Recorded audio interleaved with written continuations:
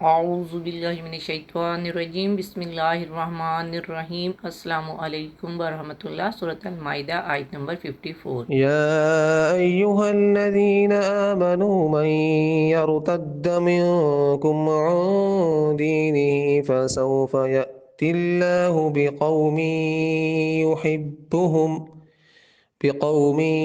يحبهم ويحبونه أذلة على المؤمنين أعزة على الكافرين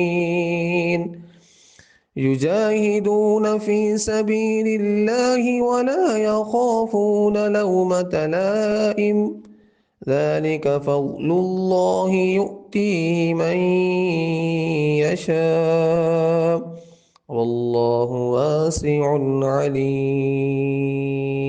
اے ایمان والو، تم میں سے جو اپنے دین سے پھر جائے گا تو ان قریب اللہ ان کی جگہ ایسی قوم کو لائے گا جن سے وہ خود محبت فرماتا ہوگا اور وہ اس سے محبت کرتے ہوں گے۔ وہ مومنوں پر نرم اور ان کافروں پر سخت ہوں گے جو اسلام کے خلاف ظلم و عداوت سے کام لیتے ہیں۔ اللہ کی راہ میں خوب جہاد کریں گے اور کسی ملامت کرنے والے کی ملامت سے خوفزدہ نہیں ہوں گے۔ یہ تعمیری کردار اللہ تعالیٰ کا فضل ہے، جسے وہ چاہتا ہے عطا فرماتا ہے، اور اللہ وسعت والا اور خوب جاننے والا ہے۔ دیکھیں، یہ آئے دین سے پھرنے والوں کے بدلے میں اللہ کی طرف سے نئے اہل ایمان کی نشاندہی کرتی ہے، یعنی جو دین پر ثابت قدم رہنے والے، اللہ اور اس کے رسول سے محبت کرنے والے اور جہاد فی سبیل اللہ کرنے والے ہوں گے۔ یہاں پہ جو لفظ جرتد آیا ہے، اس کے مفہوم میں ایک تو قانونی اور ظاہری ارتداد ہے، جیسے ایک شخص اسلام کو چھوڑ کر کافر ہو جائے، مرتد ہو جائے، یہودی یا نصرانی ہو جائے، تو یہ تو بہت واضح قانونی ارتداد ہے۔ لیکن ایک باطنی ارتداد بھی ہے، یعنی الٹے پاؤں پھرنے لگنا، بھاگ جانا، پسوائی اختیار کر لینا۔ اوپر اسلام کا الوعدہ تو جوں کا توں ہے، لیکن فرق یہ ہے کہ پہلے غلبہ دین کی جدوجہد میں لگے ہوئے تھے، اصرار کر رہے تھے، اور اب کوئی آزمائش آئی ہے تو بھٹک گئے ہیں، ٹھٹک گئے ہیں۔ جیسے سورۃ البقرہ آیت نمبر 20 میں ارشاد ہے، جب ذرا روشنی ہوتی ہے ان پر تو اس پر کچھ چل لیتے ہیں، اور جب ان پر اندھیرا چھا جاتا ہے تو کھڑے ہو جاتے ہیں۔ دیکھیں، اب کیفیت یہ ہے، فرمایا گیا کہ تم یہ نہ سمجھو کہ اللہ تمہارا محتاج ہے، بلکہ تم اللہ کے محتاج ہو۔ تمہیں اپنی نجات کے لیے اپنے اس فرض کو ادا کرنا ہے۔ اگر تم نے پسوائی اختیار کر لی تو اللہ تعالیٰ تمہیں ہٹائے گا اور کسی اور کے ہاتھ میں اپنے دین کا جھنڈا تھما دے گا۔ یعنی اللہ کے تعالیٰ کے پاس کسی چیز کی کمی نہیں ہے۔ تو یہاں پہ مومنین اور صادقین کے اوصاف کے ضمن میں جو 3 جوڑے آئے ہیں، ان پہ ذرا غور کریں۔ یحبہم و یحبونہ، اللہ ان سے محبت کرے گا اور وہ اللہ سے محبت کریں گے۔ اذلۃ علی المؤمنین عزۃ علی الکافرین، وہ اہل ایمان کے حق میں بہت نرم ہوں گے، کافروں پر بہت سخت ہوں گے۔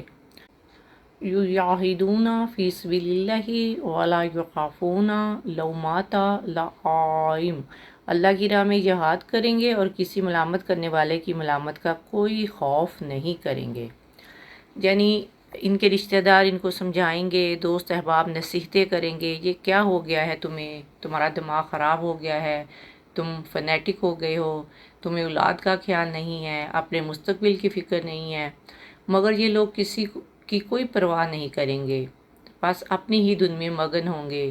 یہ جو مومن کے اوصاف بیان ہوئے ہیں، ان کو اچھی طرح ذہن نشین کر لیں، اور اللہ تعالیٰ سے دعا مانگے کہ وہ ہمیں اس کردار کو عملاً اختیار کرنے کی ہمیں توفیق عطا فرمائے، کیونکہ اللہ تعالیٰ کے خزانوں میں کسی چیز کی کمی نہیں ہے۔ اگر اپنے بھائیوں، عزیزوں، دوستوں، ساتھیوں اور رفیقوں کو دیکھتے ہو کہ ان پر اللہ تعالیٰ کا فضل ہوا ہے، انہوں نے کیسے کیسے مرحلے طے کر لیے ہیں، سر کر لیے ہیں، کیسی کیسی بازیاں جیت لی ہیں، تو تم بھی اللہ سے اس کا فضل طلب کرو، اللہ تمہیں بھی ہمت دے گا، کیونکہ اللہ کے دین کے کام میں اس قسم کا رشک بہت پسندیدہ ہے۔ جیسے حضرت عمر رضی اللہ تعالیٰ عنہ کو حضرت ابو بکر صدیق پر رشک آیا، آپ رضی اللہ تعالیٰ عنہ نے سوچا آج تو میں حضرت ابو بکر سے بازی لے جاؤں گا، کیونکہ اتفاق سے اس وقت ان کے پاس خاصا مال تھا، تو انہوں نے اپنے پورے مال کے 2 برابر حصے کیے اور آدھا مال لا کر نبی اکرم صلی اللہ علیہ وآلہ وسلم کے قدموں میں ڈال دیا۔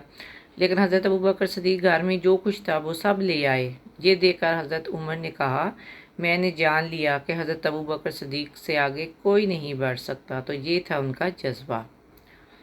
اور دین کے معاملے میں اللہ تعالیٰ کا حکم بہت واضح ہے کہ خیر اور بھلائی کے کام میں ایک دوسرے سے آگے نکلنے کی کوشش میں رہو۔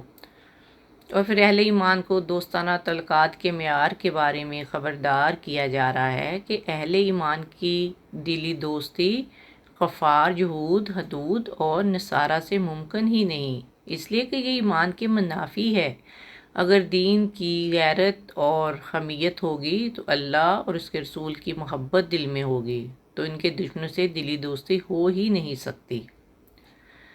تو اللہ سبحانہ تعالیٰ نے اپنے ارشاد میں یہاں بیان فرمایا کہ اگر کچھ لوگ مرتد بھی ہو جائیں تو اللہ تعالیٰ کے پاکیزہ صفت بندے پھر بھی موجود ہوں گے۔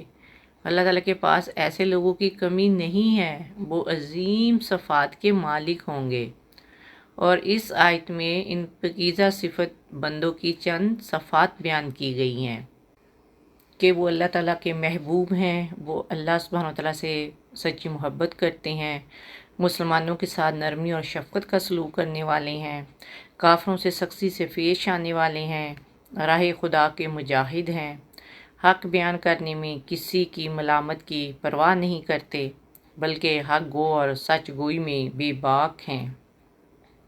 اللہ سبحانہ وتعالیٰ ہمارا شمار بھی ان صادقین، اللہ سے محبت کرنے والے، اللہ کی مخلوق سے نرمی اور شفقت سے پیش آنے والے، رائے خدا کے مجاہد اور رائے حق کے مجاہدین میں سے کر دے۔ آمین یا رب العالمین۔ السلام علیکم ورحمۃ اللہ وبرکاتہ۔